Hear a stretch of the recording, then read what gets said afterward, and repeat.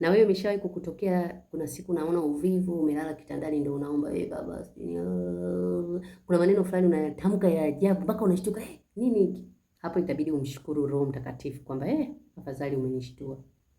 Unajua ni pepo linatokea tu sijui wapi, unakuta kuna maneno unaingiziwa. Saa nyingine kuna mtu anaongea ni matusi.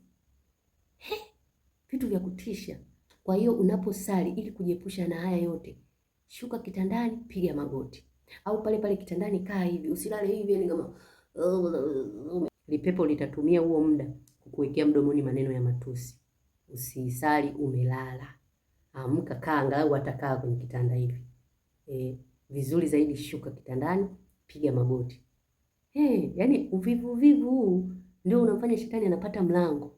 Sasa unashangaa, haya maneno yametokea wapi? Yaani kuna maneno mbona sikuyapangilia? Nia yangu ni mshukuru Mungu kwa huu usiku, lakini kuna maneno machafu yametolewa huko na unashtuka haraka. Roho Mtakatifu anakuambia wewe unafanya ujinga, lipepo limesha kuchukua nafasi hapo. Nafikiri baada ya hapo mindoto utakayoota itakuwa ya nini? Lipepo tu huko ndani. Kimbizwa huku, mara huko baharini unapika. Jamani tuache uvivu, piga magoti, ongea vizuri na baba yako wa mbinguni.